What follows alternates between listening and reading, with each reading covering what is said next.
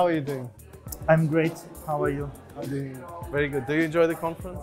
Yes, offline conference. For our viewers, this is end of the conference. Not end, but This is the beginning of the end. beginning of the end. This is nice one. And this is Mr. Vitaly Friedman himself. This is the first offline conference of the year, maybe even of the previous year. At least in Prague, at least in Central Europe. What are your thoughts? Well, first of all, it's really exciting to be back at the conference feeling. I realized that I was missing a lot of this energy that's coming from the audience when you're on stage and the joke works, this kind of things. Yeah. Or if the joke doesn't work, that doesn't matter. Yes. But there is a certain energy that you're just totally missing online, right? And you don't get the same response because you don't have the same engagement. People do not interact as much and they do not pay as much attention. And if you can see, okay, people are getting bored and then respond to that. So offline and online, what do you prefer? I prefer online workshops, I prefer offline conferences. Why?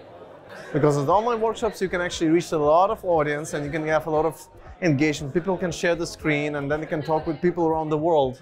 While if you're running a workshop in person, you're kind of restricted to the people who are in this location at the time. And also because it's just one day, you're kind of limited to what you can do in one day. But if it's an online thing, you can span it across days or even weeks, and then you can, the sky is the limit. You can do homework, you can do any kind of exercises later, in between sessions. That's something you cannot do offline most of the time. And also, offline workshop, you are in one room with 25, 30 strangers. Friendly, kind, wonderful strangers. Yeah, but for 10 hours. That's not a problem. That's not a problem. But then the thing is, by the end of the day, you have no time, no effort, no mental energy to actually ask anything. You just want to go home and eat. Have you ever been stuck in an elevator? Actually, twice in my life. Yes, it wasn't a pleasant experience. Once was before the exam, computer science exam. I was freaking out and I made it on time. And I had a pretty decent grade. What do you think? Is this WebExpo conference, or offline conferences in general, mean that offline returned? So we are in the good old days, or it never be the same? I think there will be some considerations that will be important. I think it's very difficult actually from the practical perspective to combine online talks and in-person talks in one event. Yeah. I think that this is, it's either one or the other. And I understand the hybrid approach, speakers not being able to fly, so is it better to just not have them at all? I don't know, maybe there is could be a special day for this, but not mix it between in-person and online, because people are really dropping. They're not paying attention when there was a person on stage and then all of a sudden there is a There video. is no way to run.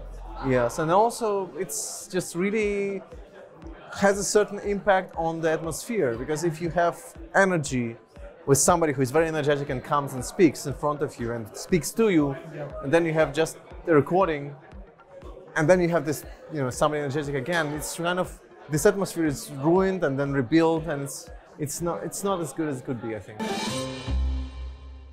Talking about online, what do you think? Remote job, is it a de facto standard these days? So no one will return to office. We are a company and we require you to be in the office 100% time. It's both somehow. I think that there will be some gatherings happening in person on site, but I think that for most people it will be expected that remote is, at least to some degree, and probably to a higher degree, is available, that it's embraced, and that's something that companies just do. I think that if you say everybody has to be on site, that would be a big no-no for some potential employees to come in, just because it would be just way too much required of them. Yeah, it kind of looks like. Have you ever been in the small apartment and then you move to a bigger apartment? You don't want to go back. Yeah, you don't want to go back. And this is the same. We have a private space of your living room. But I think it also depends on the conditions in which people live. If it's something, if you have a small child, and you don't have a separate space where you can work, and maybe your internet connection isn't good enough, or maybe, I don't know, whatever conditions are, then you would love to come back to the office. I think that some people would really appreciate having a dedicated desk where they can also leave work at work. So instead of going kind of, moving from bedroom to the workspace and then moving back to bedroom, there is some convenience in having a dedicated workspace. If you cannot afford it, let's say you don't have it at home, then say, okay, I'm closing the laptop, this is my work laptop, I'm leaving it at the work, I'm going back home, I cannot do any work from there. That's true. I think that maybe for some people that, and just family conditions. But you're a big fan of working from coffee shops? Not anymore. This has changed a lot. Not anymore. Why? I have no idea how I could do that for such a long time. I've been working from coffee shops for at least 12 or 13 years. Wow. And I was using just trackpad. I was never with the mouse or anything else. I was just with my laptop and one screen.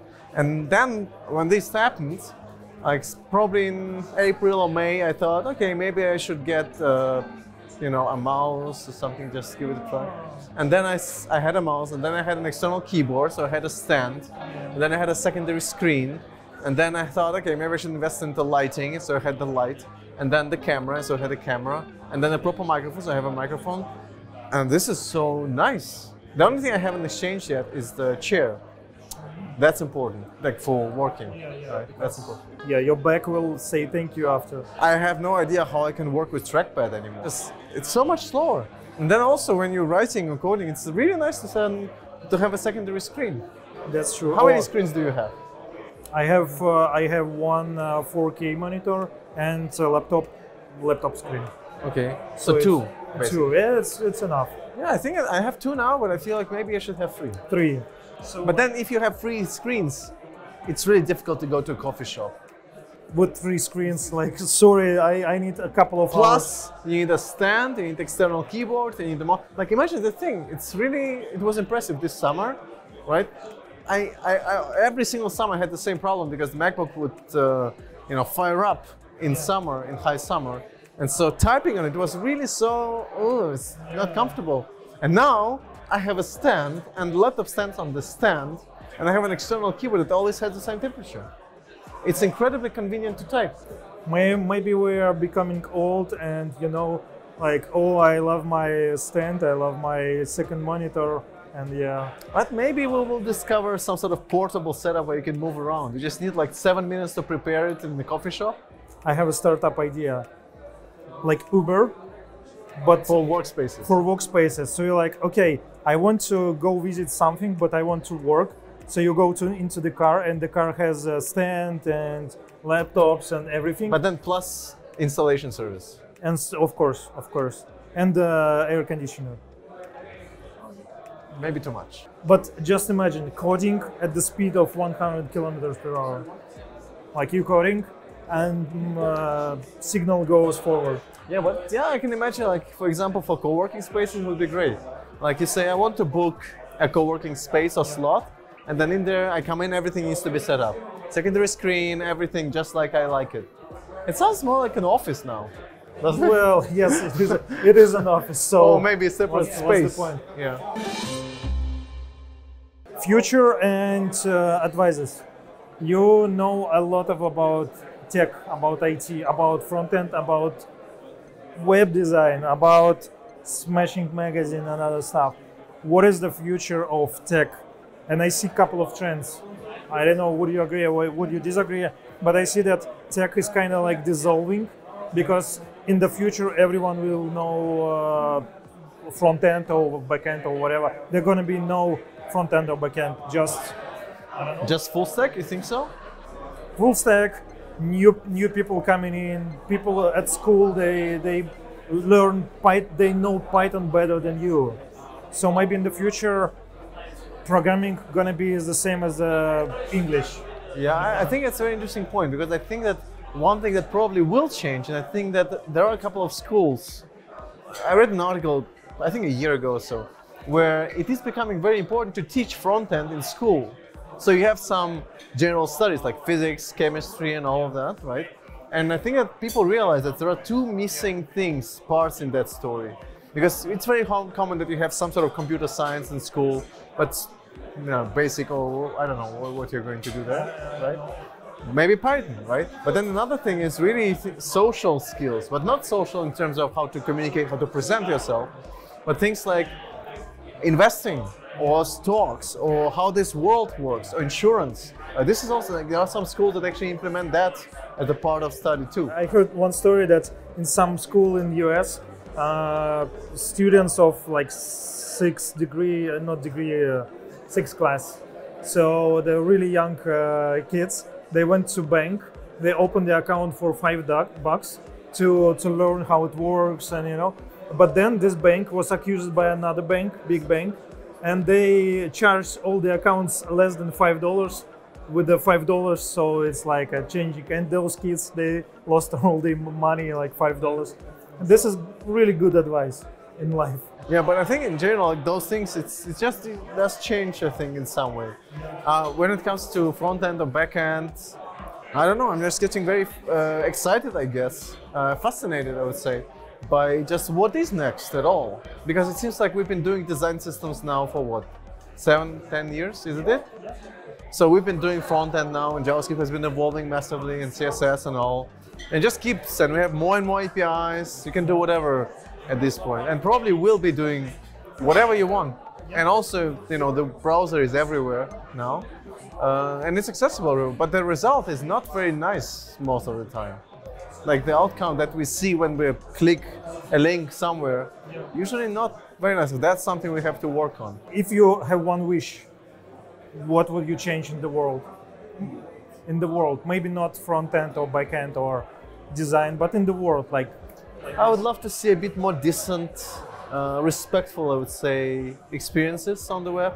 And it goes for everything, because it includes everything from accessibility to performance, to design and all. I think we're maybe a little bit too obsessed with our own goals and don't see the big picture and long-term strategy. Because there are companies that now kind of identify the importance of a fact that you need to be living through what you believe in, right? While many are just driven very much by, let's sell more. And selling works short-term, but principles, work long-term. So if we had more companies strongly believing in principles and sticking to them, and putting people first, even although it might cost some money, I think we would live in a much nicer world in 10 years from now. Thank you very much, Vitaly. It was a pleasure to have you here, and hopefully we will see you in the next offline conference, or maybe. No, we will see each other in like an hour. Yeah, but it's going to be without the cameras and without microphones. We can also have cameras. Yes, and we can just bring everybody in. Yeah, bring everybody, like 2 billion people come in. Thank you very much, and see you in the next one. See you on.